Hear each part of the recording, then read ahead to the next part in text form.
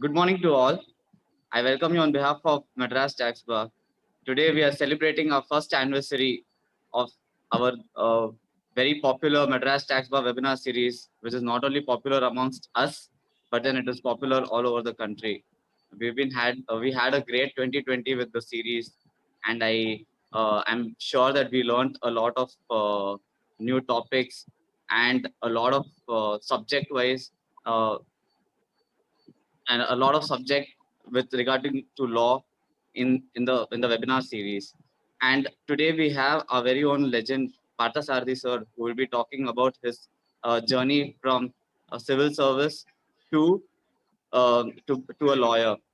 uh, from here I would like to request Mr. VS Jayakumar sir to talk a few lines about our webinar series, as well as about Mr. Partha Sarthi sir. uh, and after that, we will hand over the session to Parthasarthi sir. He will take us through the entire talk. Uh, Jayakumar sir, I request you Yes, to start. morning to all of you. Like T20 today, like Shikhar Diwan, I've been assigned the job of sudden participation in today's T20.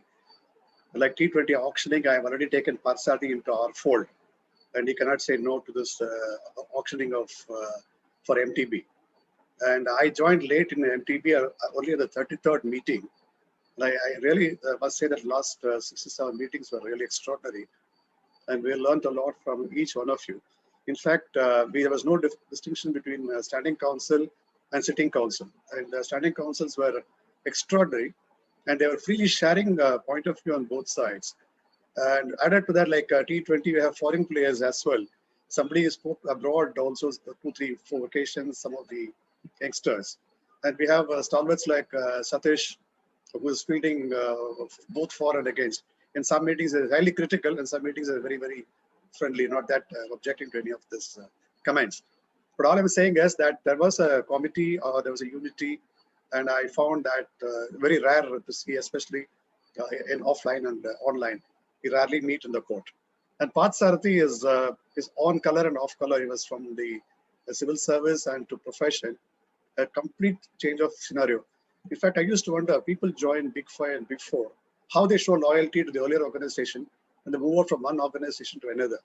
But quite surprisingly, all of them do adjust to the the each environment. And Parth Sarathi is absolutely an exceptional person who can share the first-hand knowledge of what happened in international conference and so on and so forth. I wish MTB all success, and the credit goes to Prithvi and the debit goes to AP Srinivas. So there will be no contra entry as well. So wish you all the very best. I'll hand over to Prithvi to further the matter. Thank you very much. Thank you very much, sir. Um, so I call upon Parthasarthi sir to give this today's talk, and then at the end of the talk, we have a few great eminent personalities amongst us who can also come forward and tell a few lines at the end of the talk. So thank you very much all for joining us again. This is our 132nd webinar of the entire MTB webinar series. Thank you. Over to you, Parthasarthi sir. Thank you, Prithvi, and thank you, Mr. Jayakumar, for the kind introduction. One thing is I'm first is considered to be really honored, because on the first anniversary of our webinar series, which we started last year on this day, I have this opportunity of sharing with you my experiences. In fact, it's a little surprising, I would probably say, because on the 5th of April 2021, when I put on our MTB WhatsApp group that I have retired from L&S after 25 years, they said maybe he should speak about his experiences. What I thought that was just generally a passing thing. I didn't bother about it and kept quiet. And suddenly, again, day before yesterday, AP Srinivas said, "Sir, you should speak." I said, "What is there for me to speak? It's not that I achieved anything great or anything for me to share, etc." But he was insisting. And therefore, of course, finally, I was forced to accept this invitation. I really do not know whether I'm really going to, enrich yourself with my experience, or is there any takeaway from experience? I don't know. But yes, I did have a long history of 45 years of going through different stages. There are, according to me, maybe learning points. But when you said this, I was only reminded of Shakespeare saying, some are born great, some achieve greatness, and some have greatness thrust upon them. I think MTB and AP Srinivas have thrust this greatness upon me. Otherwise, of my own, I don't think I have done anything great to deserve this opportunity. But having got that, I'm going to use it. And I thank you all for the great love and affection you have shown me during the last 1 year, whenever I had sessions and when I had one-to-one discussions, many of you on some various issues. So I think that is what gives me the confidence. Otherwise, I was absolutely apprehensive of talking about my journey. It's much easier to talk about GST, anti-profiteering, anti-dumping, etc., but it's much more difficult to talk about my experiences. But in any case, I have taken it up. Now, I want you all to know that I'm more a completely Chennai person, born and brought up in Chennai. I did my pre-university from Loyola College, and then I shifted to Vaishnav College for my BSc in physics. So that was my chosen field, which I completed. 1975 physics, I completed with a distinction. And then, of course, I had an admission from IIT Madras for MSc Physics. I also had admission from Madras Institute of Technology, which is used to be very, very famous at that time, and now also, of course, obviously a very famous institute, where I got instrument engineering, which is supposed to be, again, the most sought after in that. Automobile engineering, electronics, instrument engineering, one more, 4 subjects alone, aeronautical, if I remember right, 4 subjects alone were taught in MIT. And instrument engineering was at that time very popular in 1975. I got both MIT instrument engineering and IIT Madras MSc Physics. But then, of course, my family situation was such that there was no earning member in my family at that point of time. So I had to abandon my interest in pursuing higher studies. And you should also know very interesting. It was very interesting. Sorry? I had 2 hobbies. I was interested in photography, and I was also a ham radio operator. I don't know how many of you know about ham radio operation. I had a license from the Wireless Planning and Coordination Wing as early as 1975 to operate a radio station. And I was also the secretary of the Camera or Photographic Club in the college, which I continued even in the National Academy of Administration at Missouri. All those interests, of course, at subsequent points that when I did not have any money, I think I pursued them with so much vigor. But finally, when I got all the money, I don't think I had the time or the inclination to pursue that. But why that is important is just because I had this ham radio license and I was fiddling with all. I used to make all radios, transistors, televisions, everything at my home. I used to have a small workshop. So I got a job as a television engineer on 3rd September 1975. Again, many of you may not have even been born, or some of you might have been toddlers. And that was the time when television started manufacturing. And when I say television, black and white. The company called Dynavision Limited, which used to manufacture Dynora televisions. And you may be interested, just 8 television sets used to be manufactured daily, and then it increased to 32 by the time I left the company in February 76, after just about 5 months. All that I stayed. It used to be in the corner of Adayar Junction. That's where the office used to be. So because of that, I got, and you'll be surprised to know, my salary at that time was 300 rupees. The starting salary as a television engineer in 1975 was 300 rupees. So that's how my life started. But very quickly in February 1976, I got recruited as an auditor in the Accountant General Tamil Nadu, where I took up the position, which have a salary of 550 rupees. According to me, is a very, very princely sum, especially for a person like me, whose my mother family pension was 135 rupees at that time, with which she brought us up. So 550 rupees was an extraordinary sum of money. Then again, many of you may not know, at that time in 1970s, if you want to start at a higher level, you had only two options. Either you pursue civil service or you go for bank probationary officer in bank. Those are the two things. All private sector, everything opened up only after 1991, after the economic liberalization. Till then, everything was only with bank or with civil service, nothing more than that. So having come to a situation where this is where I'm starting, I said the only way is either I write the bank probationary officers and get there, or the civil service. So in 1976, July itself, I decided that I will write the civil service examination. Again, many of you will not know, at that time, the civil service examination used to be on a different structure. We used to have three common papers. Everyone has to write three common papers. One is an English essay, 3 hours, 150 marks. You have to write an English essay. 11 topics will be given. You take one topic and write about it for 3 hours. Second is a general English. This is again a very tough paper. 3 questions, 150 marks. One précis writing of very tough thing. One, a parliamentary debate. Take from it, you argue both for and against the parliamentary debate, like that. So you have 3. Third was a general knowledge paper. So these 3 are common. Then if you are opting for Indian Police Service, you must have 2 optional papers. If you are opting for other central civil services like the Indian Revenue Service, Indian Audit and Account Service, Indian Railway Account Service, Indian Railway Traffic Service, Indian Postal Service, you have to have 3 papers in 2 plus 1. If your IPS is the lowest with 2 papers, one more paper you have to write if it is for civil service, central services we call it.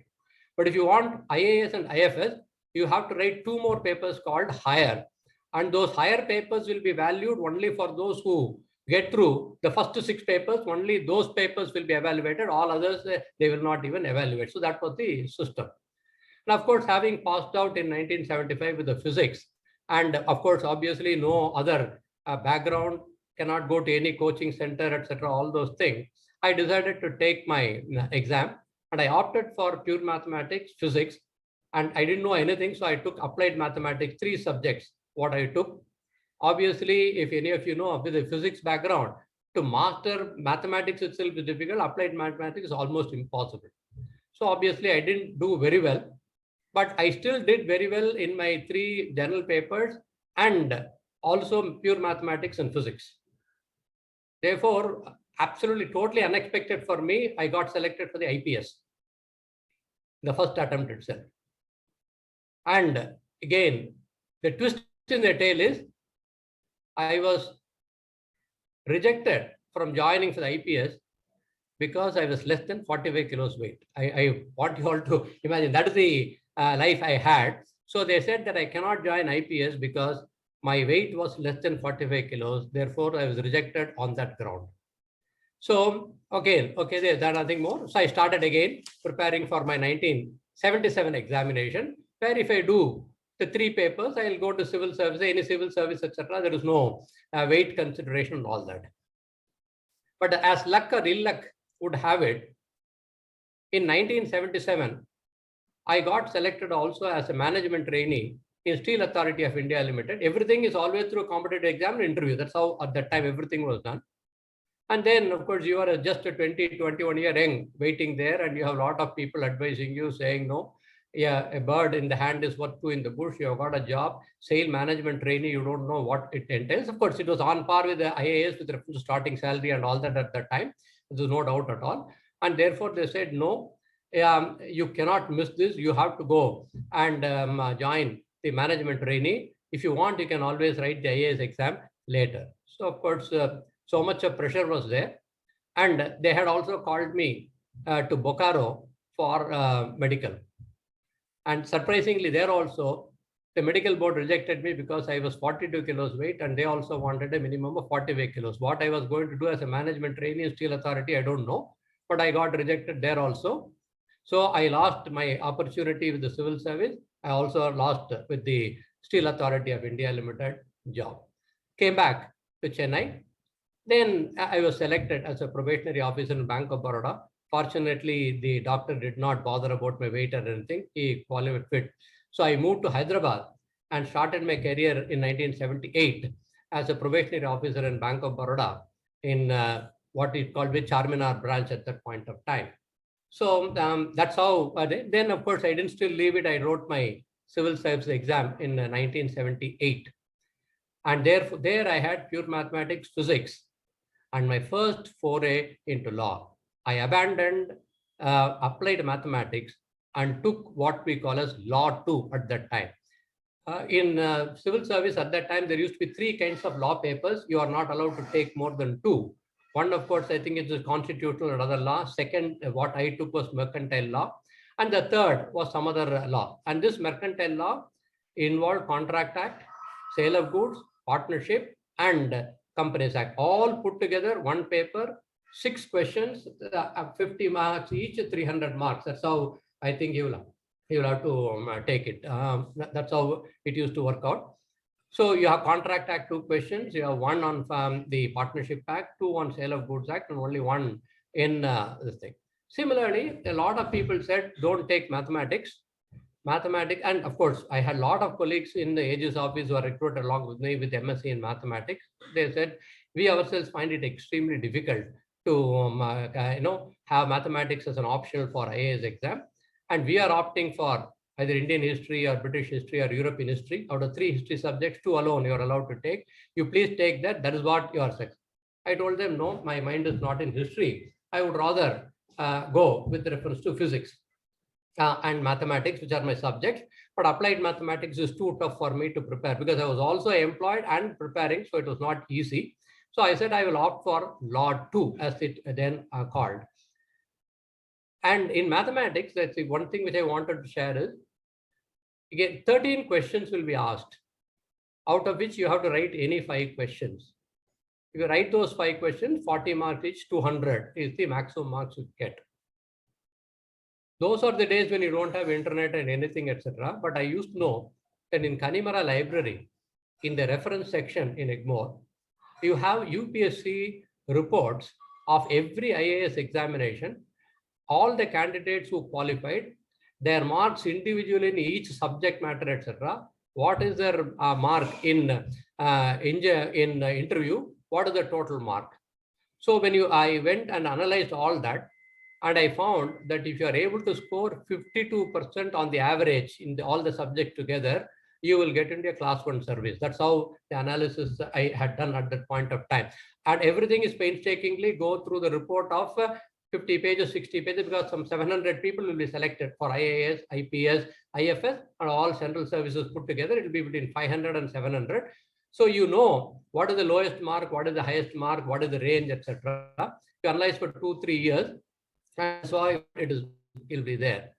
Then again, my friends in mathematics were correct. It's not easy to score. So I analyzed the question paper and out of 13 questions, 2 questions were always asked in a subject called modern algebra, and 2 questions were always on a subject called differential equation.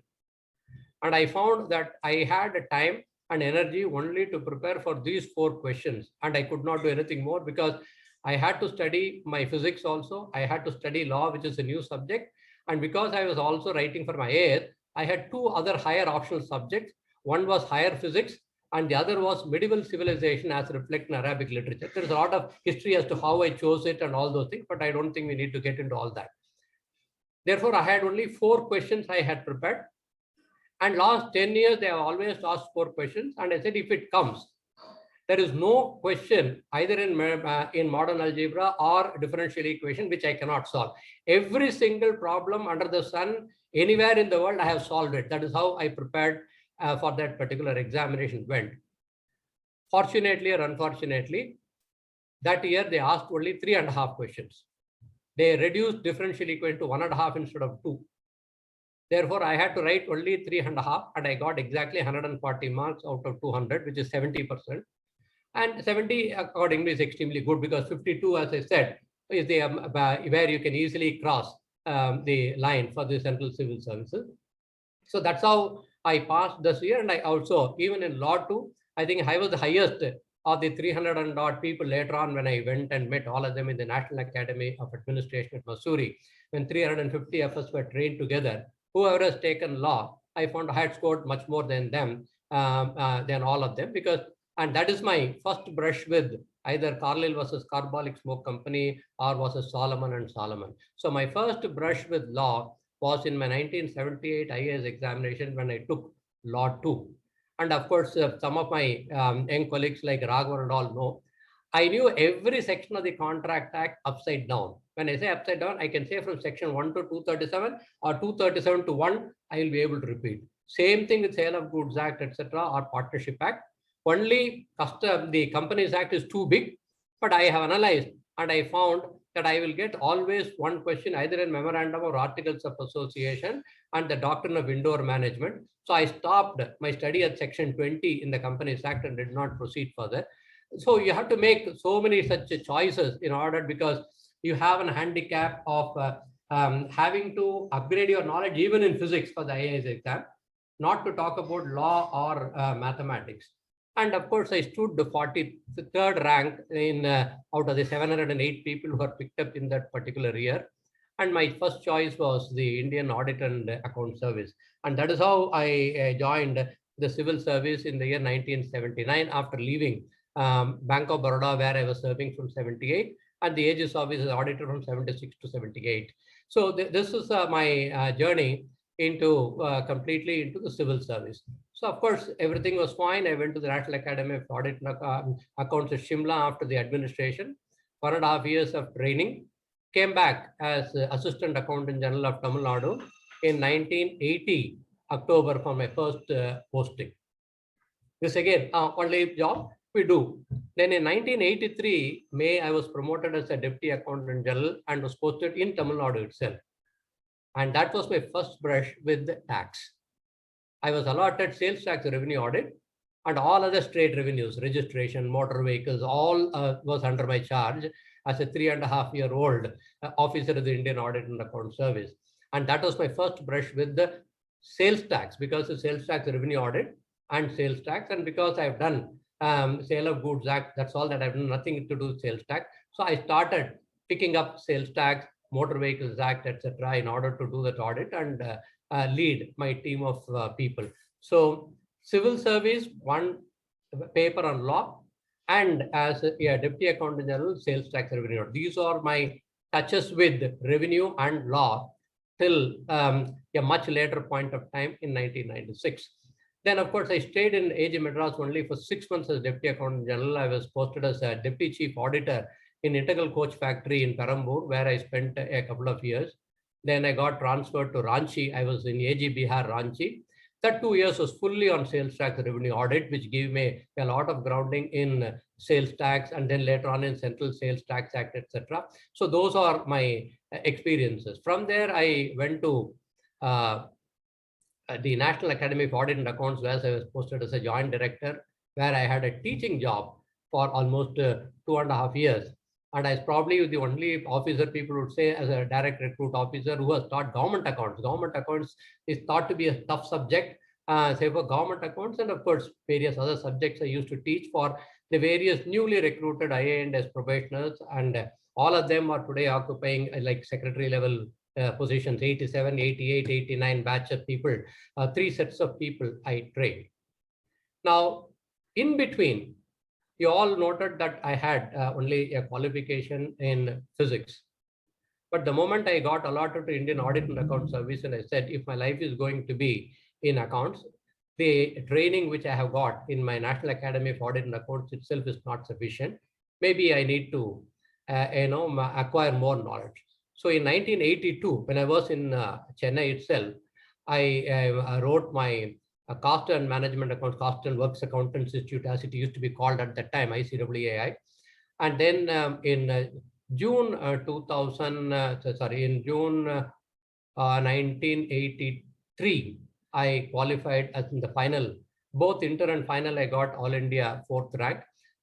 So I qualified as a cost accountant. Today, I'm a fellow of the Cost and Management Accounts, one of the oldest members, having number of 6312. We have numbers running to 40,000-50,000 today. 6312 is my number. So that is how then I said, let me acquire that qualification. So again, studied everything on my own, and both inter and final, I passed my cost accounting examination.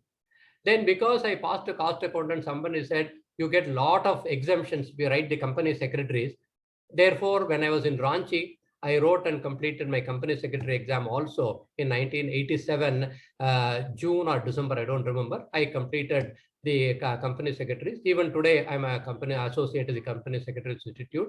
Again, one of the old members with the number of 10,670. So I'm in that bracket. So therefore, I acquired these two qualifications, and of course, progressing in my department. Well, I had a very good name. There's no doubt at all on that. And I left to myself, I would have progressed to the Secretary to Government of India without any difficulty in the standard progression of a civil servant. But when I was in Shimla in the training, the government selected me to do Masters in Business Administration in the UK. So I had that again, very good opportunity of staying in UK for 1 year and completing my master's in business administration also. And then I came back to India, and in 1991, I was posted to Delhi. So I was the Director of Audit of Railway Board, sitting in the office of the Controller and Auditor General of India. And I had, of course, opportunities of working with in the Public Accounts Committee, even people with the great Mr. Atal Bihari Vajpayee, whom I was aiding as a Director of Railway Audit when he was examining the railway audit reports in the Public Accounts Committee. So those are the types of opportunities I would say I got. Really, absolutely excellent exposures in the government. Government exposure is totally different, and it prepares you for different things in life. So I had a very good opportunity there. And from there, I was deputed to the Ministry of Commerce in 1992 as a Deputy Secretary. And within 14 days, I was also promoted as a Director in the Ministry of Commerce. So 92 to 95, during the Uruguay round of trade negotiations, I was in the Ministry of Commerce. And I had the opportunity of dealing with the what we call as the trade remedy laws of anti-dumping, subsidies and countervailing measures, and safeguard measures. In addition, I was also in charge of one chapter of the foreign trade policy, the deemed export. The deemed export policy, if you see from 1993 onwards, it would be totally different from what it was in 1992. So the entire chapter was to be drafted by me I worked under a great person called Dr. Venugopal Reddy, who became the Reserve Bank Governor. He was the Additional Secretary.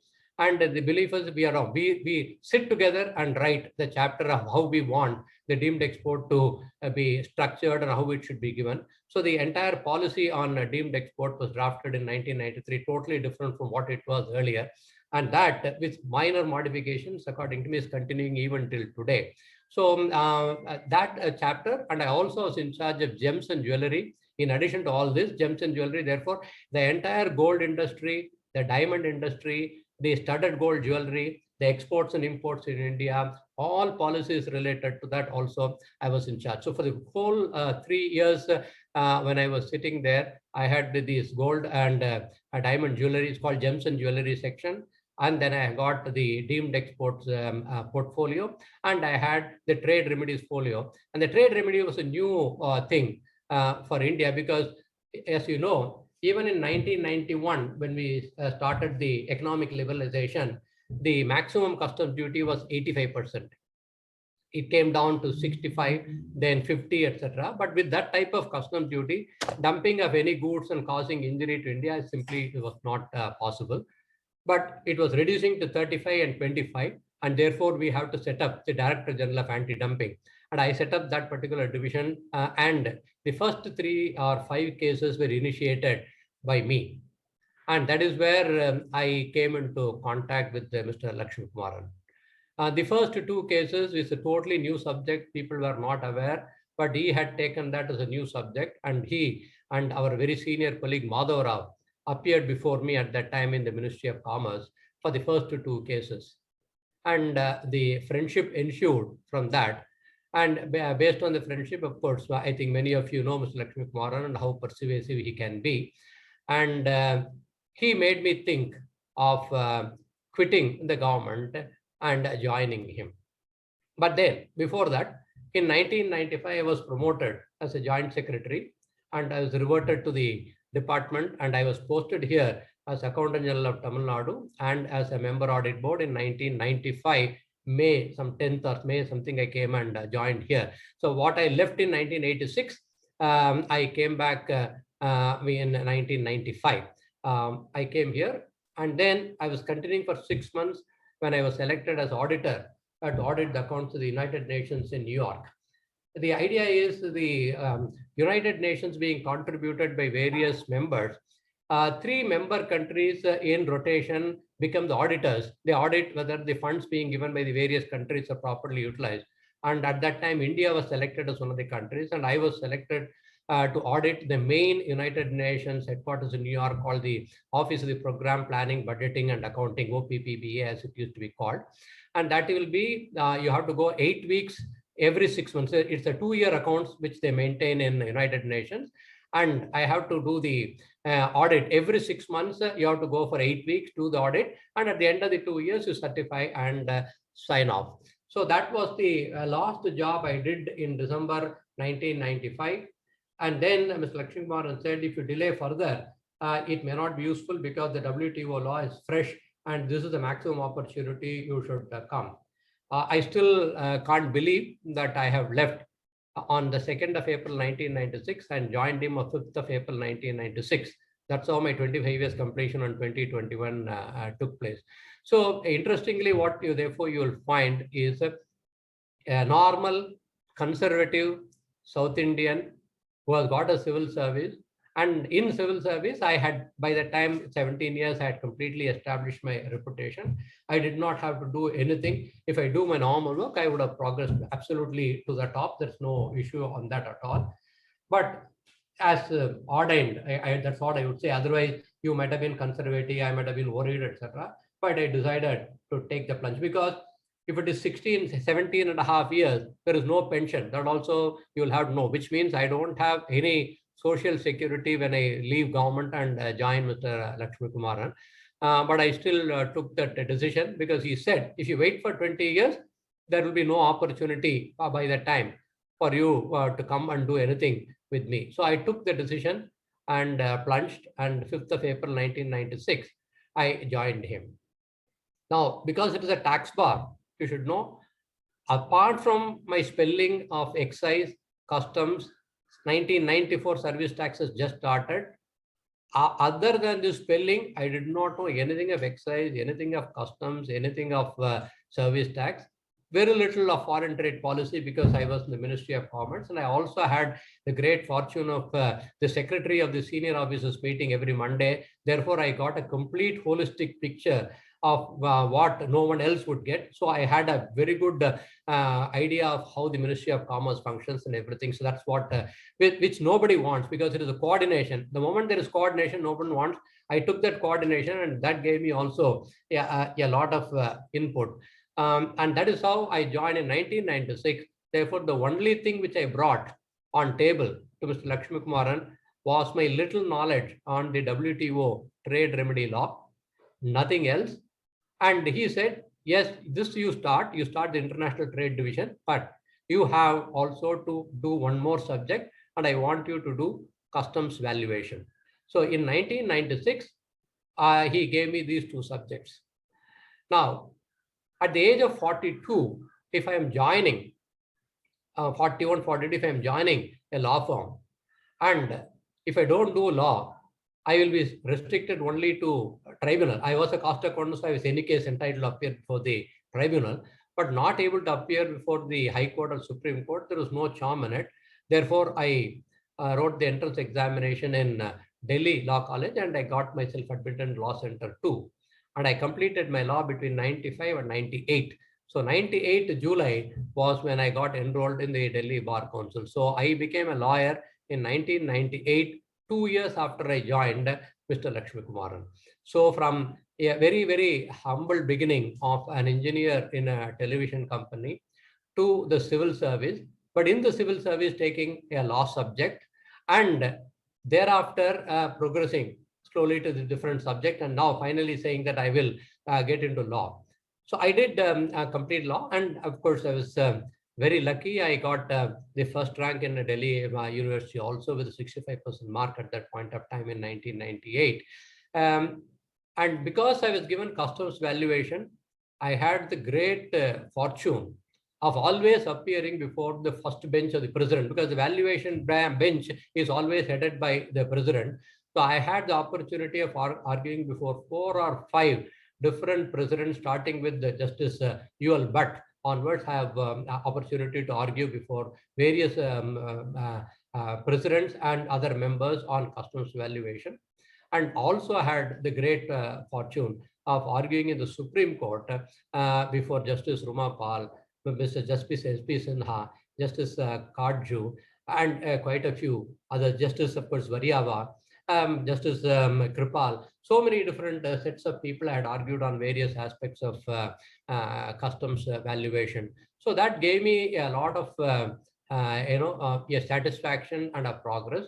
Customs valuation, obviously the natural extension of that was the customs and other classifications. So HSN classification was also an area which I specialized, and the WTO trade levity laws. These are the 3 things. Then, of course, 2004, if I remember right, is when now young, then very young Raghavan joined me at Delhi, and we started the VAT practice in L&S at that time in 2004, mainly concentrating on Central Sales Tax Act. And I had the opportunity of even appearing before the VAT tribunal, etc., in Delhi as early as in 2004, 2005.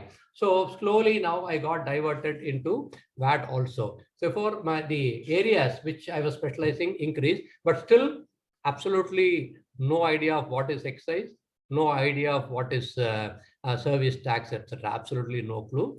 Only thing is customs and foreign trade policy. Yes, was definitely was always my forte. That's what I was continuously handling.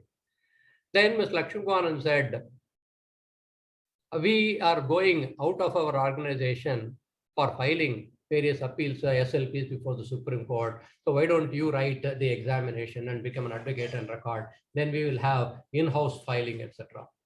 So in 2004, I wrote the AOR examination, and I was successful. And I got from the then Chief Justice, Mrs. Abarwal, the gold medal for having stood first in the AOR record in 2004 exam, 2005, when the results came and all that, I got it. So from 2005 onwards till today, I'm still an advocate and record of the Supreme Court, because of which, of course, I still also maintain an office in Delhi. We have to have an office within 16-kilometer radius of the Supreme Court to be an AOR. I'm still maintaining that. And this is how in 2004, I passed out. Then I think all of things could have been absolutely right, but suddenly in 2007, there was again some emergency in the organization, and Lakshmanan came and told me, we have started an intellectual property practice and there is a problem. Can you come and take over that? So I had to leave my WTO practice. I had to leave my sales tax practice. I had to leave my customs valuation, etc., where of course I was still advising my other colleagues, but full time into intellectual property, mainly patents, because it is technology and law. The interface between technology and law is what was required at that time. So 2007 is what I took over the intellectual property. Until my retirement on the 5th of April 2021, I was handling that portfolio, even sitting at Chennai, and also with all my people at Delhi, we were handling that. But because in 2010, I came over to Chennai, I had the other great opportunity of started knowing what is excise. At 2010 of 1944 Act, 1985 founded, and many of you have worked in Central Executive even before that. I started understanding what is excise only in 2010, and then started appearing before the tribunal and of course the High Court, etc., on various matters involving excise, service tax, etc. So coming here in 2010 was a blessing in disguise, because it was able to broaden my horizon into various other tax laws. Of course, still not that much on income tax, except sporadically a few matters like Sundaram Asset Management in IT-80 and a few other matters before the High Court. But most of it was concentrated on the indirect taxes. And of course, you have always to constantly be on your legs, and you have to be on your toes So GST came, so of course, acquiring knowledge about GST and continuing that work. I think that's how my journey continued in Chennai with all these taxes plus the GST, but intellectual property continued. But again, very satisfying moments were, again, there were 23 different cases which I had argued before the Intellectual Property Appellate Board on various technologies relating to wind operated electric generation, civil engineering to mechanical engineering to electrical to power electronic. We have 8 or 9 different subjects on that. 23 cases to be argued because the Madras High Court has given a time limit for the IPAP to decide because of the disputes between the parties. So over a period of 6 months, all of them were argued, but only 19 could be argued. 23, 4 could not be argued. And all the 19 I won before 2 different benches, one bench of Prabha Sridevan and a technical member Parmar. The other one was before another technical member Chandrasekhar, another judicial member. So all the 19 I won, and even today that is a record. And on merits, not even one of them has been set aside, either the High Court or the Supreme Court. There are some other legal issues on the basis of which a few of them got set aside, but on merits, it has not been set aside. So those were, of course, the crowning glory. And I know some of you might have known about the Novartis, the first very important matter of Novartis, a drug which went up to the Supreme Court and Novartis lost the case. I argued against Novartis for Ranbaxy first before the Intellectual Property Appellate Board in 2009. And IPAB accepted my view and said the patent could not be granted to Novartis, which was challenged now Supreme Court. And finally, Supreme Court said also what the decision said to the IPAB was right. So this journey with reference to the patents, that was continuing for significantly. And the tax side also was progressing significantly. Now, the other, I would say, probably a crowning glory and a lot more satisfying thing was the Ministry of Commerce, even though I left in 1995, even after 26 years, when I go into the corridor, even today, most of the people still recognize me as a person who had worked there. Very young people who are there all recognize me. So much so that even today, the trade remedy section in the Ministry of Commerce wants my opinion on any proposal put in by any WTO member relating to these trade laws. So I'm still keeping my association with the Ministry of Commerce, and the Ministry of Commerce has a think tank called the Center for WTO Studies in Indian Institute of Foreign Trade. So I have my association with them. There is also a Center for Investment Laws under that. So I'm keeping my association with them so that I keep myself abreast with the changes which are taking place in the WTO system on the investment laws, etc. But more important is the government of India selected L&S to represent them in a dispute with the United States on a trade remedy measure. And you may know in the WTO, the dispute is between country versus country. So I had the fortune of leading the team of 4 members from my team in L&S. We argued in Geneva against the United States. And like what we have is a panel of 3 judges, and we won. India won the major points in that particular investigation and said whatever United States did was wrong. And as a result, United States, whatever it did, had an effect, a detrimental effect on the trade from India, relating to steel product exports from India to the United States. Then we challenged some of the portions where we lost before the appellate body of 3 judges. United States challenged whatever they lost before the appellate body. That also we argued, and the appellate body also upheld our stance and said what the United States did was incorrect. Just like what we have in litigation, once you lose to the appellate body, that's the end of the way, like a Supreme Court, you have to implement the decision. So we asked the United States, and the United States said they implemented it. We said they have not implemented. So something akin to our contempt petition, we have got a compliance panel. So we filed a complaint saying that United States has not complied with the decision of the appellate body and has not compensated India, etc. And before the compliance panel, that was my last appearance on 30th of January 2019 in Geneva. After that, I think 2020, no hearings have held. So 2000, that also compliance panel also upheld our view, saying that the United States has not complied with this obligation, and our claim for compensation. As of now, it is pending, because just like we don't have also sometimes no benches are available, there is no appellate body now available, because United States is not cooperating to appoint members to the appellate body. There are no 3 judges in the appellate body to hear any appeals by the United States against the compliance panel report. So this again, I think was our major achievement, having started the WTO practice, representing government to government in Geneva. I think is one of the most sought after experiences, and we had that. Now that is how I took up one of the webinars was with reference to the export promotion schemes, how they are not WTO compliant. So I had my role in some of them, of course, not all of them, because Government of India says we have to do capacity building. So they will come only turn by turn for various cases. So that case went to somebody, but of course we are always involved. And day before yesterday, one of my other colleagues, we have the information technology agreement, where other countries say India has not met its obligation, and we are challenging that, and it is now before the panel. So we have filed our written submissions, etc. So a lot of things which started off in 92 in the Uruguay round trade negotiations as continuing, and then arguing in the WTO Geneva, I think it's one of the great experiences.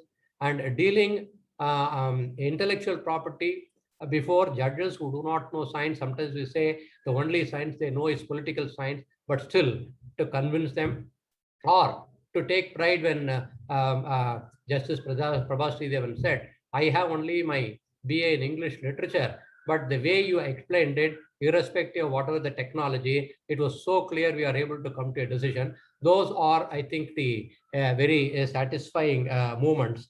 So I think that's how I had progressed till today.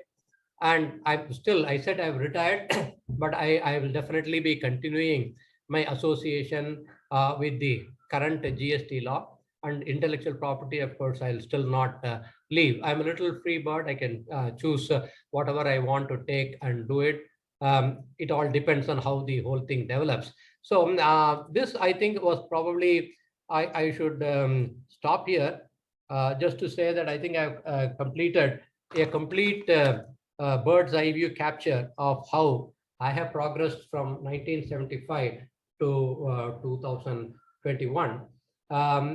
All of them, I would say, whether it is even the 6 months in the television manufacturing company, or in bank, or in the civil service, or the 25 years in law, I think each one has given me a different exposure, and probably converting me into a better and a rounded personality. Therefore, I thought finally when APS again insisted, I said, okay, there's nothing wrong in sharing my experiences. But some of them, 2 of them, like that I was rejected in IPS because it's underweight, or in the Steel Authority because underweight, is not even known to my daughter or son. It is only known to me, my mother, and my brother, who are at that time. Nobody else knew at that time. I had not even told them at that point of time. So that's what I am sharing it with. There are a lot of ups and downs I have seen, but in the end, I think everything has turned out to be great. I'm now looking forward to any comments or any interactions. And by no stretch, what I'm saying, it's purely my experience. There's nothing great about it, but it has its own lessons. So I just thought, okay, it's all right. Still, there are young people, I can share it with them. Thank you very much for this opportunity on a Sunday morning, and also on the anniversary of webinar series that I had this opportunity of sharing my experiences, all of you. Thank you very much. Thank you very much, sir. That was an inspirational talk, and the journey only seems that hard work and perseverance has led you to this heights and to greater heights to come, sir. Thank you very much, sir. Sir, I would request Lakshmi Kumaran, sir, to kindly say a few words. So I invite Lakshmi Kumaran, sir, to kindly tell a few words on this talk today.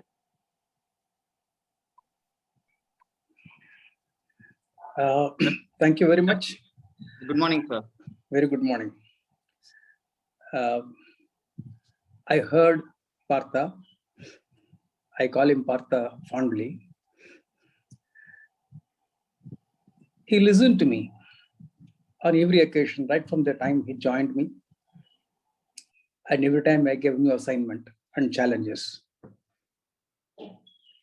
And I had spent enormous quality time with him while traveling within India and also abroad. Several cases of anti-dumping cases, we worked together and we spent quality time with each other. Apart from the time we spent in the office, learning from each other. His is a great mind, analytical mind, sharp and to the point. He doesn't know how to beat around the bush. I don't think he can ever learn in his life. This talking round and round, he will never learn. It is not in his gene, not in his DNA. An outstanding person. And every subject which he read, which he studied, he mastered it. Getting the first rank in an exam itself is not great for him. He used to come back and tell that getting first rank is not a problem, sir. What is the gap between the first and second rank? That should be significant. Look at his way of looking at things. And that is his passion for learning. And that is his passion for his memory. And that is his passion for what you call the analytical brain and putting across things in a simple manner. When you were mentioning about arguing the matter before this is Ruma Paul and other judges, I remember very well, I was there in the court when custom valuation issues were being discussed, especially on the licensing fees to be added or not to the imported goods. And one of the famous judgments of the Supreme Court was quoted against him. He argued for about 15 minutes without looking into any books, any journal, from his memory, exact facts as such. It came like a thunder under torrential rain. No doubt, judges were impressed and the judgment were delivered. He succeeded. He was talking about this Enercon matters on the IP law.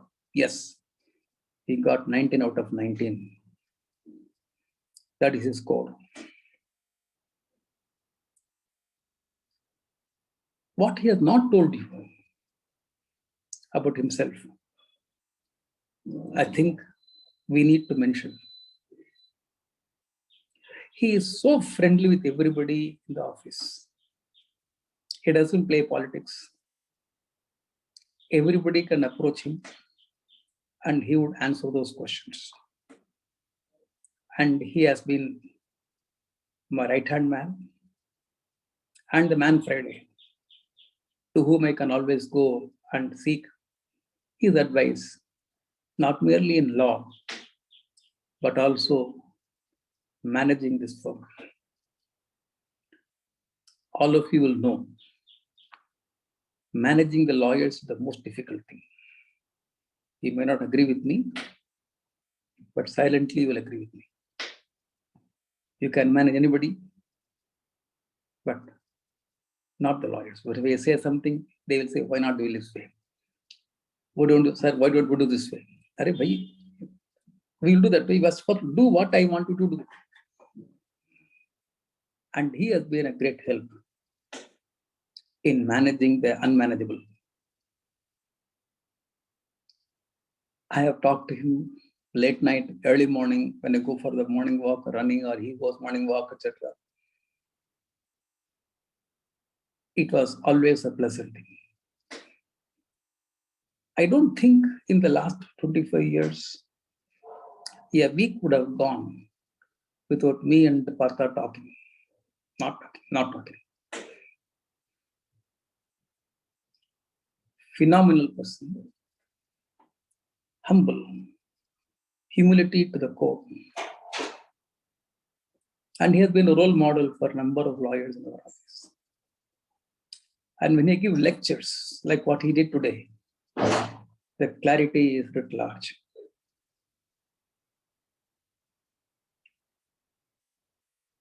In Delhi, when the Delhi High Court designated certain number of people, advocates as senior advocates, Partha was not. It is not a loss to him. It is loss to the profession, loss to the court. A person of his caliber would have contributed more to the courts. But we are living in a different system. I don't want to say anything more than that. But all I can say is he's much more than a senior lawyer. Much, much more in stature, knowledge, humility, and delivery. Very few people can match him, including me. People may not believe what I say, but the fact is that on certain subjects, he can do far better than anybody. And it is necessary that we should acknowledge these extraordinary people.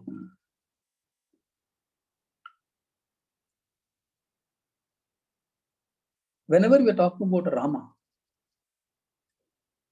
we praise Kausalya because she gave birth to a person like me. I think the same way we should celebrate his mother for giving such a wonderful person as a human being, is extraordinary professional and a best friend. I say with all my sincerity that he and his family be blessed, and we will continue to use him, use his knowledge, use his acumen for a number of matters in the future. A time has come or comes in everybody's life that you would like to take a different role. We respect it. But I don't think I can live in my life without my association with Partha. He is part of me.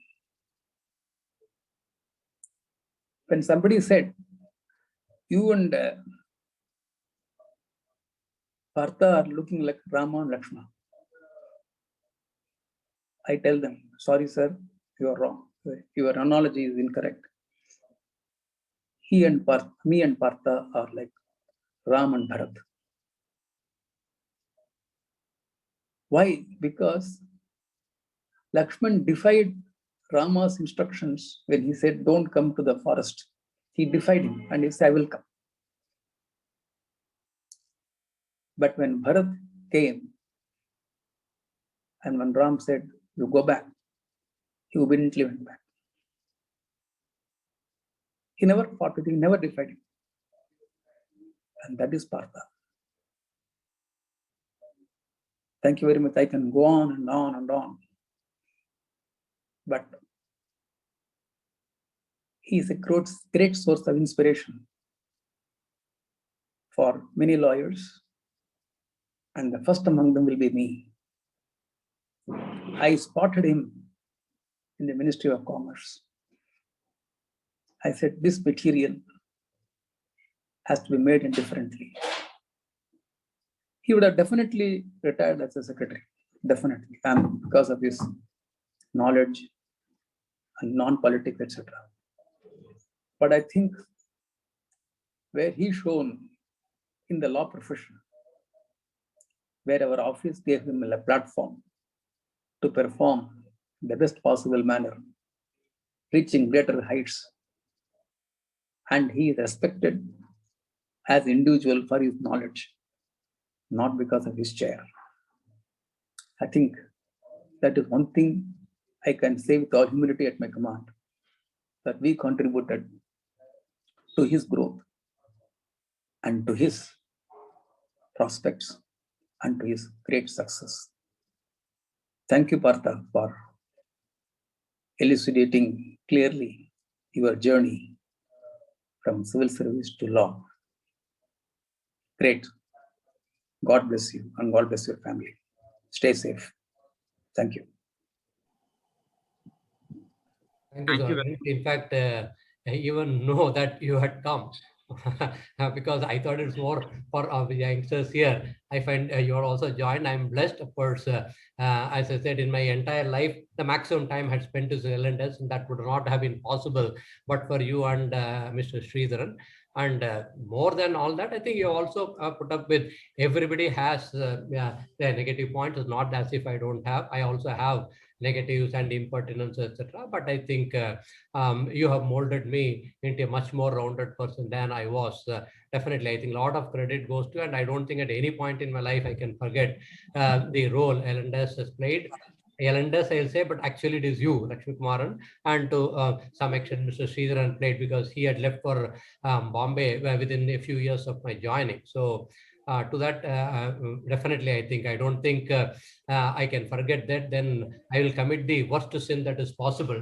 So definitely not. I think it's been a great journey, and you have provided, in fact, the platform for me to really blossom thing. Just only somebody had asked in the chat box, what is my call sign? It is Victor Uniform Figure 2 Baker Henry. VU2 question mark you put. BH Baker Henry was my call sign in the amateur radio. Thank you. Thank you very much, sir. Thank you, Lakshmi Kumaran, sir, for those words. I request Partha sir's daughter, who has joined us today, Ms. Aishwarya ma'am, to kindly tell a few words on his personal life and a person as he was and he is today. Aishwarya ma'am, if you... Thank you. This is unexpected. I don't think I was expecting to be called upon to speak today.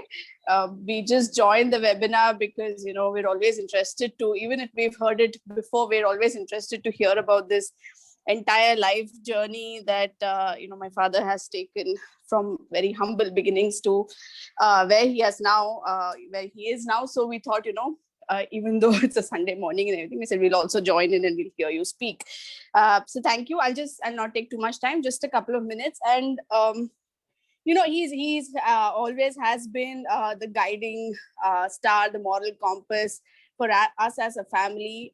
Whatever Mr. Lakshmi Kumaran sir said, that holds true in the personal life also. He, like you know, you just heard him say, he has come from extremely humble belongings and beginnings. And, you know, whenever even we hear about it, we feel that, you know, how difficult it must have been for a person at that age, at 18, 19, to sort of, you know, fend for a family, for his mother and his siblings, and, you know, and compared to what the kind of life that we are living now, the kind of resources that we have at our disposal, and you know, still we you know, we complain about things on a daily basis that, you know, this is not happening and that is not happening. And then, you know, then this sort of gives a perspective to think that in our own family, you know, our own father has struggled so much in his early days, and, you know, has come up to such good levels purely based on hard work and perseverance and holding on to that humility that, you know, nothing that I'm doing is so great. I'm just doing what needs to be done, and it's just hard work. And definitely, you know, over time, hard work pays off. And I think our father is actually the, you know, the epitome of that particular saying, right? That hard work, perseverance, and humility are the three things. You know, if you continue with it for any, you know, stretch of time, you'll definitely reach the heights that you deserve. You know, and God has a plan for our life, and that's pretty much all that we need to do. And we need to do our job well and, you know, work towards it well. In his personal life also, he is an extremely patient person. He is very logical. He is very mature in his thoughts. even in household situations, in any sort of things. Extremely patient, extremely mature and logical. And he has always guided us also to think like that. And we hope that we have imbibed some of his qualities, just a fraction of it. And of course, as we keep on growing in our personal and professional lives, we keep looking to him on an everyday basis for his guidance on personal issues, on professional front, on parenting, any number of things, right? And we value his advice. And I think after having spent say 45, 50 years of working, I feel that if I've been able to even get a fraction of the kind of achievements that he has, or the recognition that he has, or the knowledge that he has, then I would consider myself, very lucky. Thank you so much. Thank you so much, ma'am, for accepting. Just giving my daughter did her BE in Chemical and Polymer Science from Delhi College Engineering, and her MBA from Faculty of Management Studies, Delhi.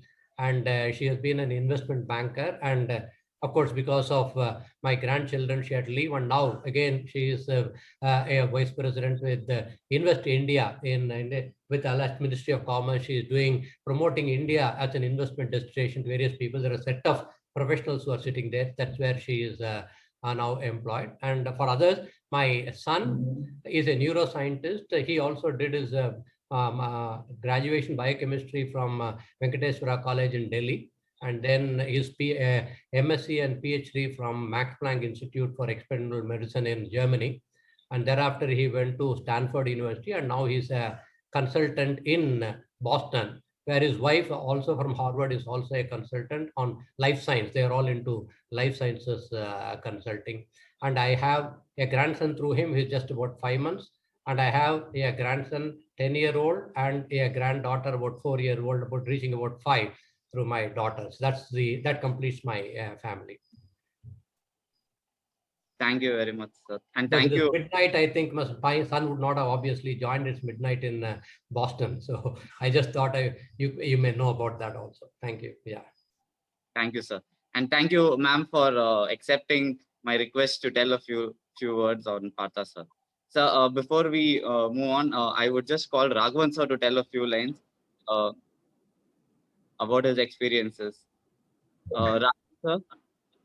Yeah, Prithvi. Yeah, that's a surprise again for me. I'm extremely lucky because when I joined as a fresh chartered accountant in Lakshmi Kumaran Sridharan, I was working here. I was joined in Chennai, but Mr. Lakshmi Kumaran wanted me to come to Delhi and work under Mr. Partha Sarathi. So that is where it started. So I went to Delhi. And now out of my 17 years as a professional and the entire experience being with Lakshmi Kumaran Sridharan, 13 years of it, I have worked directly under Partha sir as my boss. I was directly reporting to Partha sir. So yeah, all good things have to come to an end. So now this is the time. But I'm sure we will still be communicating. We will be engaging with Partha sir for many matters still. But it was difficult. It was an emotional moment on 5th April when we were all discussing about that in Partha sir's presence. I consider myself extremely lucky to have been reporting to him for 13 years, which shaped up a lot according to me. My thought process, as Mr. Lakshmanan was saying, nobody can think with that clarity like Mr. Partha Sarathi. So he puts everything in an algorithm steps. So it's so easy to understand a matter and then decide the way forward when it is Mr. Partha Sarathi. But one thing that I have to share with all of you, which I think is an extremely important trait in Mr. Partha Sarathi. I don't want to take more time. I just need 1 more minute. I have never ever seen Mr. Partha Sarathi even hiding something. Like he will never ever utter a lie. He is an epitome of integrity. All these years, whoever has worked with him, you can clearly say he has never ever said anything which is untrue. That never happens with him, even jokingly, never. So that is one thing we all should know about Mr. Partha Sarathi. And I think we should imbibe that in us. Even jokingly, he will not say anything which is incorrect or untrue. So that we have to learn from him. Thank you, Prithvi. I have nothing more to say. I have lots to say, but this is not enough. So we will stop considering the time we have already taken. Thank you. Thank you very much, Raghavan sir. And nothing can come as a surprise for you, sir. Especially in this IPL season, you can always come and hit your sixes, sir. Thank you very much, Raghavan sir, for again speaking about Pata, sir. Now I would request our JK sir to kindly tell a few words. Yeah, thank you, Prithvi. Thank you, sir. It was lovely connecting to you all back, that too on an anniversary day. Thank you. And Prithvi, your specs is fantastic. You know, I thought I changed a new one, and you are much better than me. Always, you beat me by miles. Sir.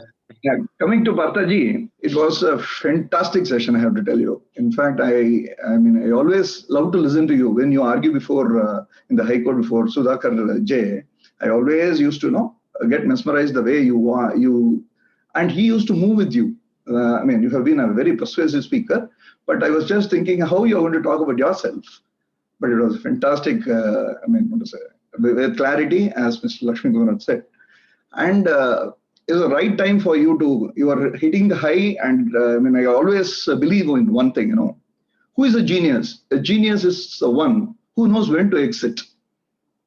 He's not the one he knows to enter. Everyone can enter anytime. Mani Ratnam is suffering that. He doesn't know when to exit, and all his last movies are a disaster for me. And as Gavaskar said, when you retire or when you quit, people should ask why and not why not. And today's Mr. Lakshmi Kumaran's few words about you was a classic example that you are exiting when you are at the high, and I learn from you. I have to tell you this.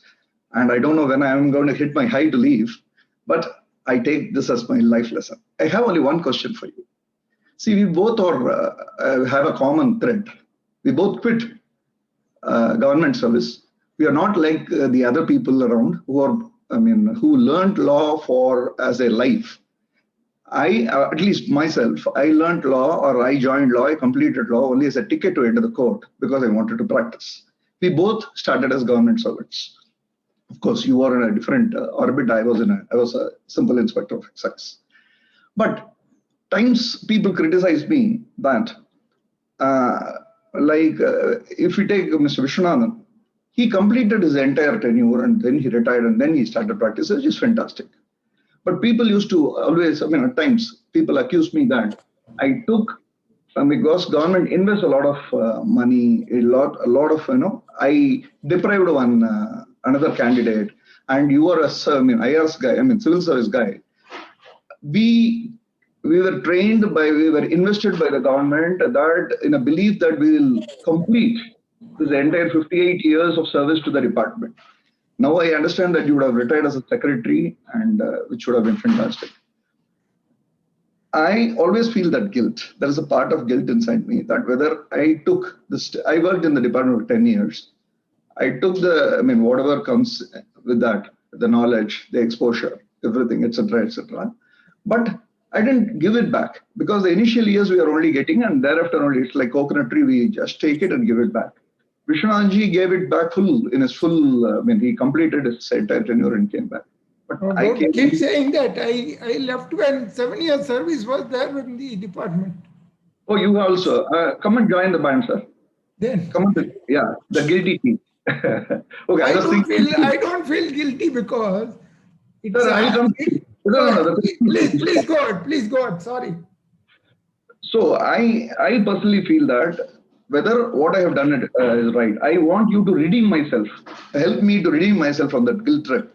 That whether I ditched the government service, which invested on me, and I thereafter took a plunge with the law, and whether I didn't do justification to the money invested by the government on me, as in recruitment, in training, and on employment. I want you to be my savior and redeem, if possible. Over to you, sir. No, I don't know, because you also addressed it to Mr. Lakshmi Kumaran, and he being even 5 years senior to me in the civil service, and he quit when he was only 11 years, I think, if I remember right, whereas I received 17 and a half. So maybe, but I think he would be a better person. But what I feel is, see, generally one great thing about this government is impersonal.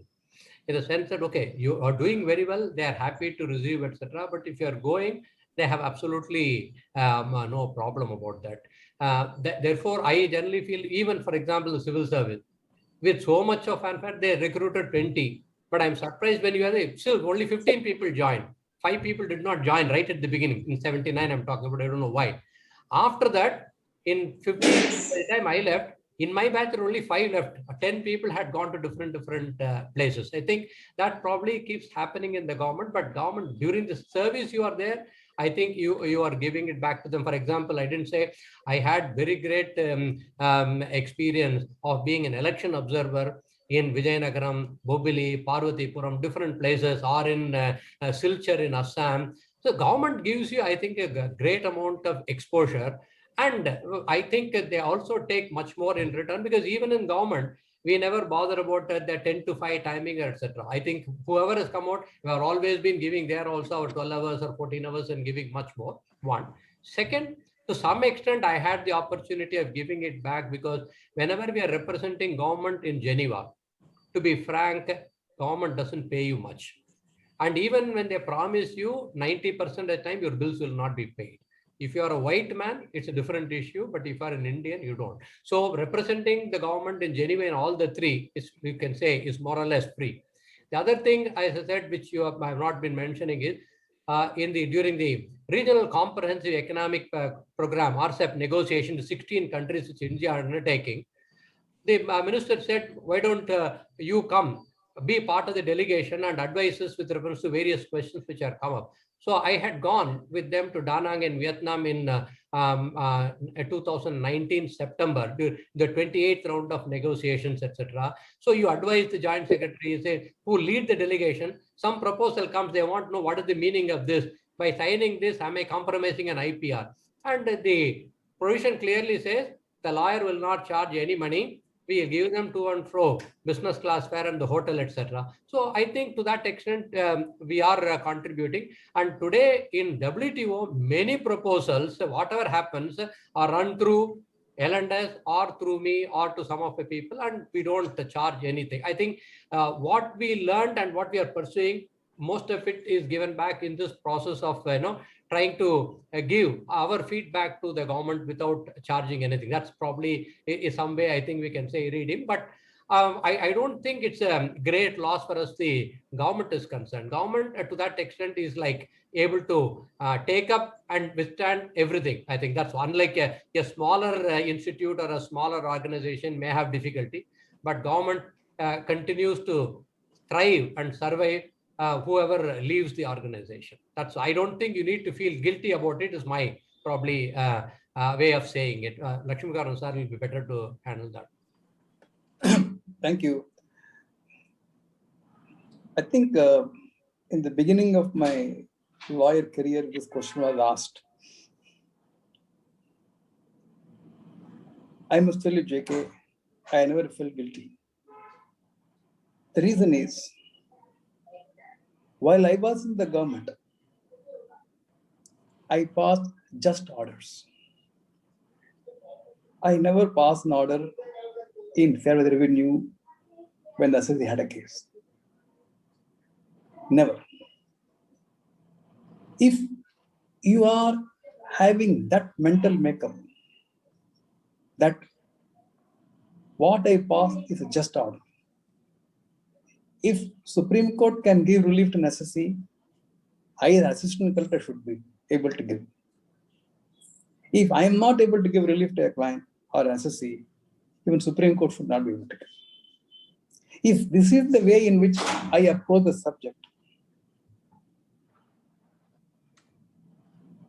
I have no problem with regard to the passing the correct order, not necessarily revenue favoring decisions.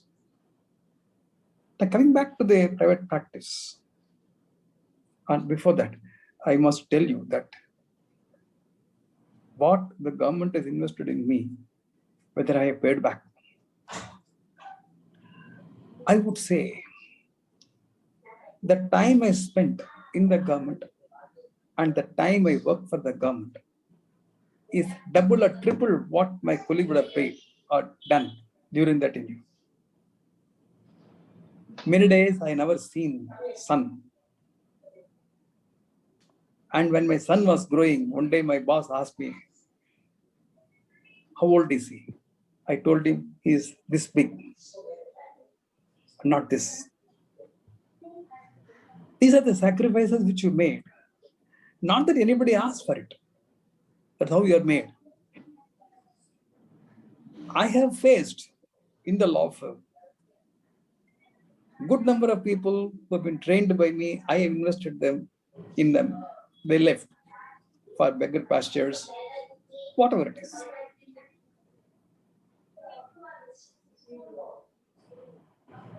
I was not angry. Maybe I was sad. Sad not because I have invested in them and then they have gone and my investments are wasted and he has joined a competitor or he's joining in his own. I never felt like that. But I felt that perhaps his learning will come to an end. This ecosystem which we have created in this office, where everybody contributes, where everybody explains and shares this knowledge, a collective knowledge, may not be available to this young man or young girl who is going out. Our job is to make an ordinary lawyer extraordinary in our system, because the way in which we train them, mentor them, guide them, teach them, correct them, encourage them. It is not about what amount of salary which we pay. It is the knowledge which he is going to get. And he will shine on his own for the knowledge he possesses. But that he may miss when he goes out. I am sure about that. Many people have told me also. Now, coming back to my subject, which is a question by you. When I left the government, our office till now has not argued a single case of a smuggler. We have not argued a case of a coffee poser. We have not argued a case who have cheated the government on taxes, nor a person who has issued fake invoices. We never did. Those people, they don't even come to our office. But we take up matters on assessments where we feel that the government officer is harsh, unduly, and not legally correct. That is the time we stand before the department and the SSC like a solid rock. Actually, JK, we are helping the government. When you're talking about the government, what is the government? Is it the tax department or the government as a whole? If you succeed on a case which you are supposed to succeed, where the government officer has done something wrong, you are helping this government. You are helping them beyond what they expect.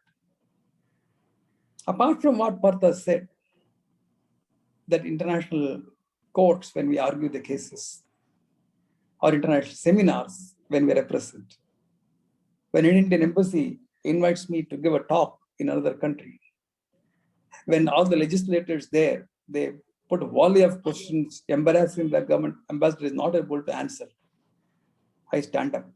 I hold the brief for the government.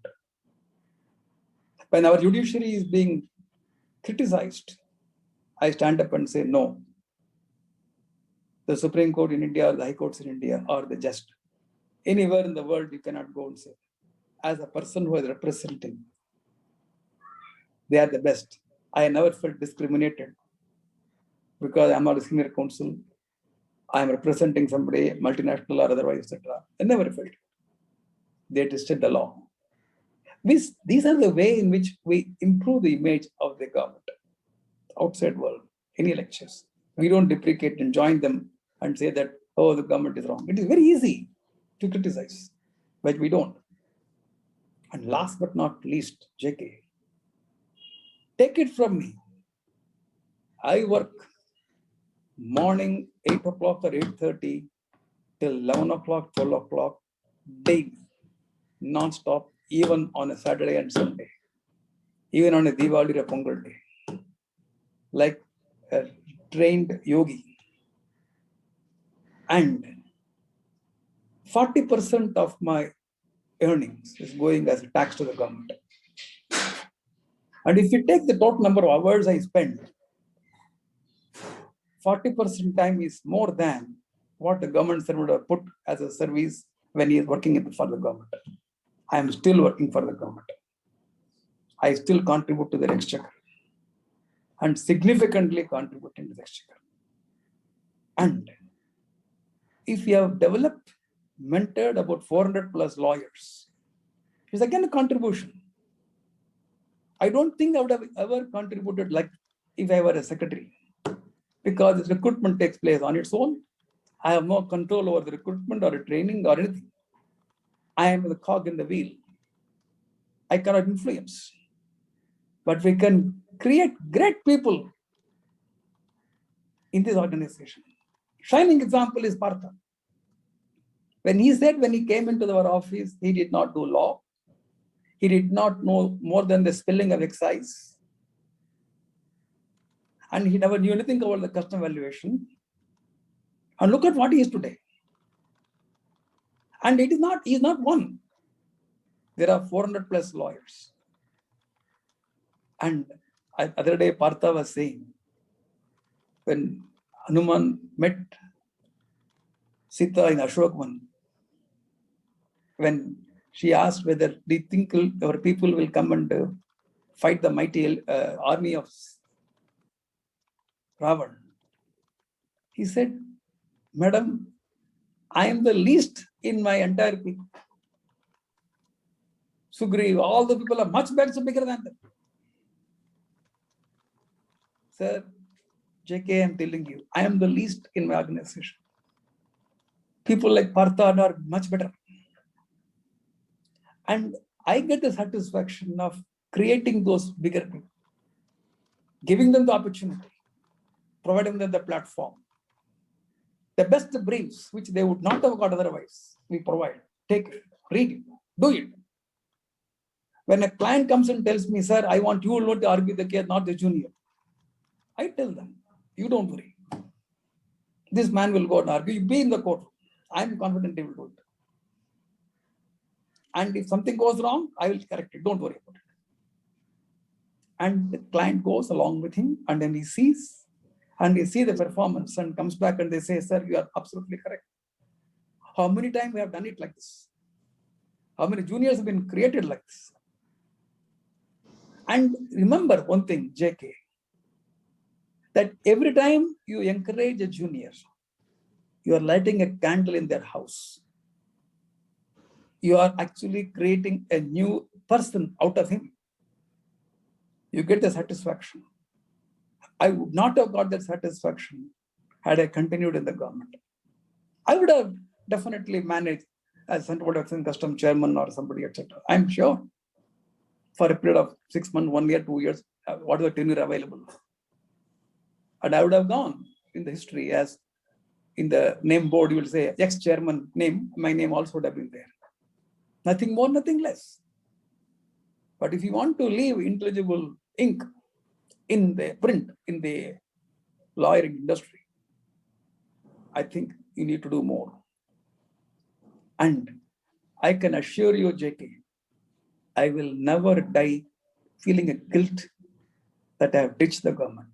I would always say I helped. While I was in the service, I am helping while outside the government. Either way, I am still a government servant. Thank you. Thank you, sir. Thank you. Thank you very much, sir. That was a great say by JK sir. And on this occasion, we couldn't have not called you to tell something and ask your queries also, sir. So thank you once again, Lakshmi Kumaran sir, for giving your opinion on how it is not a guilt for not being in the government service. So thank you very much, sir. I call APS sir to finally give the concluding remark to this first anniversary session of our tax bar webinar series, and then after that we can close the session. APS sir. Sir, you may ask others if anybody is willing. You may ask others also. Yes, sir. If anyone else wants to share their thoughts, you're most welcome to come forward and give your talks and opinions also. I think Mr. Gokarnesan is there, Viswanathan is there, Don Bosco, Hemalada might be there, Muthu Raman. All of you may kindly spare 1 or 2 minutes, not much time.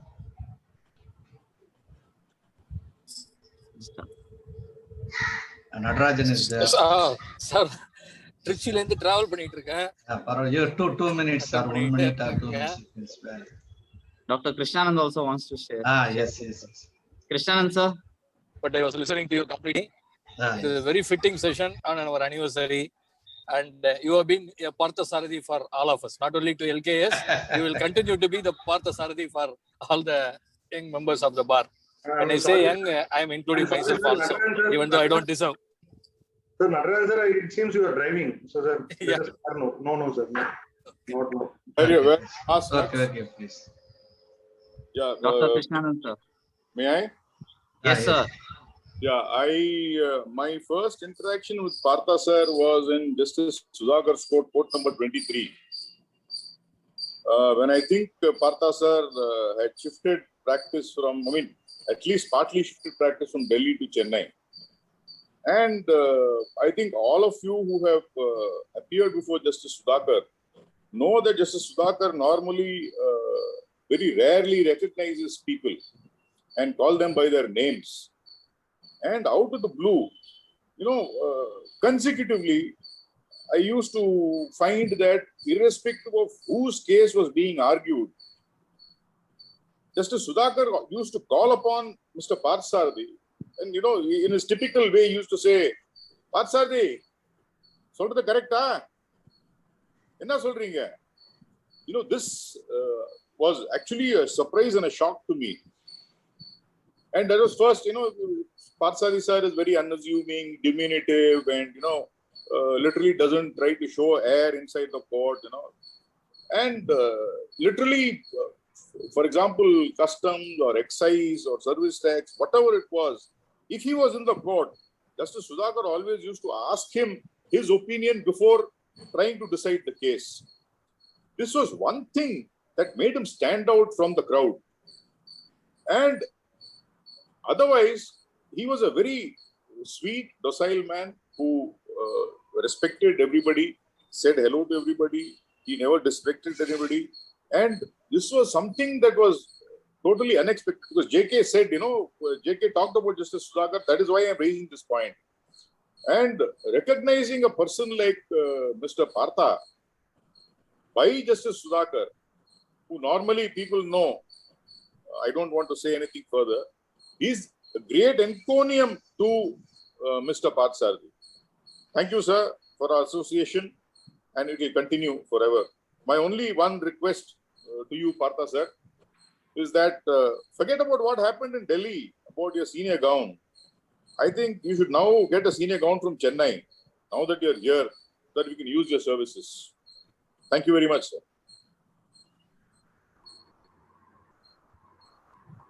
Thank you, sir. Thank you. I'll take your advice, definitely. Thank you.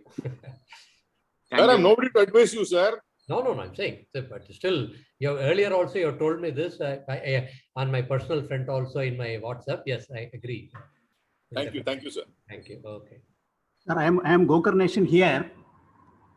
I just want to share, good afternoon. I just want to share a few words. What Mr. Lakshmi Kumaran sir says little earlier is perfectly right. He has created a lot of stalwarts in the tax industry. One example is my son, Mr. Shivakumar. Once he completed his chartered accountant, he is All India rank holder, All India 7th rank in final, and All India first rank in the southern region. All the three sectors, entrance as well as the final. He told me, what is your future? When I asked him, what is your future? He says, I want to practice in law. I want to join L&S firm. I asked him, why you prefer L&S firm? I inquired in my circle, net student circle and other areas. So where he can get more exposure on taxation, he has got a lot of opportunities from the campus interviews in the companies like Hindustan, all other companies, but he preferred to join in that firm. So immediately I talked to him over phone, and he has immensely helped him to get a place in L&S office. And he worked there for, I think it is 3 years, 3.5 years, but he learned a lot. And he told me that it is like a university, because you can learn a lot of experience, a lot of knowledge on taxations. And he participated all the lectures and other question answer sessions between inner circle. They conduct every week a discussion among the Delhi office and Chennai office, all these things. And today he is doing a roaring practice, both in indirects and direct taxes, because he gained a lot of knowledge from that firm. So that firm has created one more stalwart in the field. Thank you very much, sir. I just want to share my experience on this, sir. Thank you very much, sir.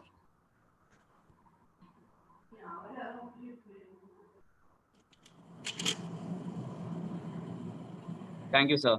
Vishwanathan, sir. I would request you to tell a few words, sir. Yeah. Because it's a request from you, I must definitely do that. Sir. Thank you, sir. Now, before I talk about today's program, I want to say that my congratulations to APS and his team and all those lecturers who have addressed the webinars for knowledge sharing. This is a great occasion to complete an anniversary. So because of virtual hearing, I would ask everybody to tap themselves for this great achievement. It's a great achievement, of course. We should continue. Secondly, I may not be mistaken, the way the matters are being addressed, Partha is only left L&S. He is still available for our service. He's not going anywhere. His experience is there. His knowledge is there. He is with us. It's only an occasion to complete an anniversary, that's all. I want to make it clear because it is beating my heart from the beginning with so much emotion, not necessary. And one thing I wanted to share was today's seminar benefited me because I was thinking that I am the only person who had suffered in my life at my young age. But there is a person, another person like him, because I lost my father when I was 21. And leaving the family, he was only 49. I had to enter government service in that context. So we have to learn hard work. We have built a lot of good thinking. Family background was there. All these helped us to be what we are today. This is all godly. So I find Partha also has come up in such a way. He has built a lot of good principles in his life, and God has been with him. And as other members have said, he has done exceedingly well in the field that has been brought to his knowledge, with which he was associated. He has dedicated himself. This is the dedication that brings up in every person to come up in life. So all young lawyers should learn today that one thing is very important is dedication. Try to have the best knowledge in the subject that you are dealing with. Then automatically you will get to be recognized by the judiciary. And once again, thanks to APS and his team for doing such wonderfully, because I am one of the greatest beneficiary of all these lectures. I came to know so many new facts and law. Thank you very much.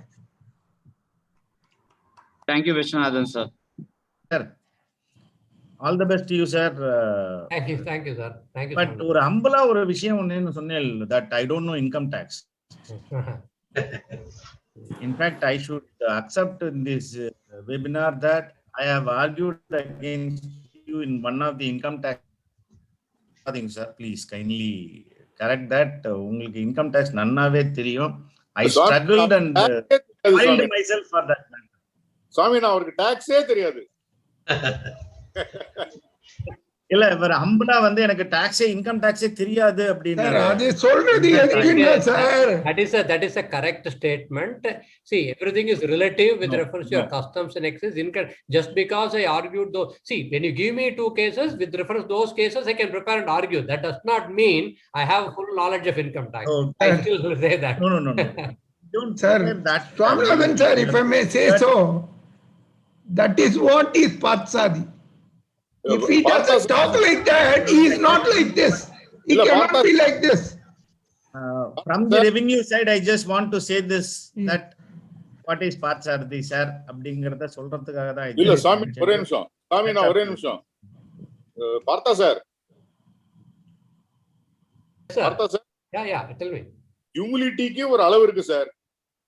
இல்ல நீங்க ஹியூமிலிட்டிக்கு அளவு இருக்கு, but income tax எல்லாம் knowledge இருக்குன்னு சொன்னேன். Absolute ஒத்துக்க முடியாது. இந்த ரெண்டு கேஸை வச்சிருந்து Kishan, don't embarrass him. Leave it at that. Don't embarrass him. Absolutely. No, I humility there, but it's the truth also here. Yes. Humility with Partha, sir. I think today we had a very... Continue. We are here to listen to you. It was a wonderful time arguing with you, sir. Definitely. In fact, I learned a lot in income tax also at that point of time. How ITET's observation, which was helped in in fact, you took up on some 1975 or something judgment and then brought it. Bill discounting matter. Bill discounting matter. Wonderful argument, sir. Definitely. Thank you, sir. All the best for you, sir. I think I should thank AP Srinivas and his team. Abdina, we are all his team. Yes, correct. I'm also part of the team. Part of the team. So, absolutely. There are non-playing people.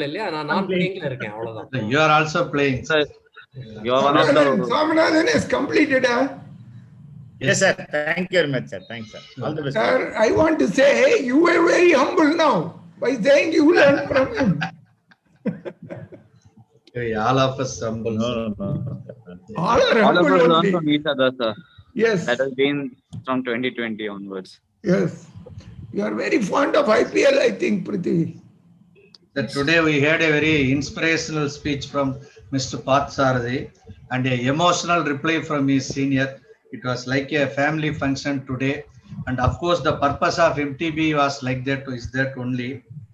Though we are from different bar associations, we have commonly united in the name of Madras Tax Bar. And the idea is to share the knowledge, and we have achieved because of we worked like a team. The credit goes to each one of us. So of course, all the tax practicing advocates spoken in our webinar, that was the purpose of creating this webinar series itself. From juniors to seniors and senior counsels and eminent persons and honorable judges have addressed in this webinar. And the theme was we are socially distanced and digitally or intellectually we are connected. And all these achievements are possible because of our active participation of each one of us. So the credit goes to all of us. I don't want to name one or two. I don't want to name a few names. So the credit goes to all of us. We have commonly united in the name of Madras Tax Bar. And incidentally, we have a fitting session for our first anniversary. Like the தோன்றிற் புகழோடு தோன்றுக அக்திலார் தோன்றலின் தோன்றாமை நன்று. Mr. Parthasarathi stood an example for that excellent Thirukkural, and he is having the unperishable wealth, the knowledge. So today after his lecture only he came to know about his achievements and all the educations he had. That means the knowledge is always with him. Not only for this generation, ஒருமையில் கற்ற கல்வி அவனுக்கு எளிமையும் ஏமா புடைத்து. So it will be with him forever. And it was like a self-motivation or self-confidence lecture today. I think it would have inspired all of us, not only the youngsters. So it will be a great motivation for us to come like him. The way he achieved, after seeing everything, it reminds me of one Thirukural saying that Vayyattul Valvangu Valvan Vanurayum Deivattul Vaikapudum. I think that would be the fitting Thirukural to Mr. Parthasarathi. I pray Almighty God to give him a good health and a long life, and his services to hereafter to be available to all. So as said, Mr. Viswanathan, he is to be now his services is available to all. So you have to be proud of that. And once again, I wish all of us, including me, and for the grand success of our first anniversary. And there are so many contributions. So we have done our 132 webinars. That means more than 150 speakers were responsible for this, and all the not only the speakers and all the participants are also responsible for the achievement. So once again, I thank all of us, each one of us, and soon we hope we have to complete our 150 at the earliest. So I request other speakers also to assemble hereafter. Every week we have to have at least one webinar. It was like a family function we are doing. So I think we have to, at the earliest we have to achieve our 150th webinar, sir. I thank once again, I thank each one of us.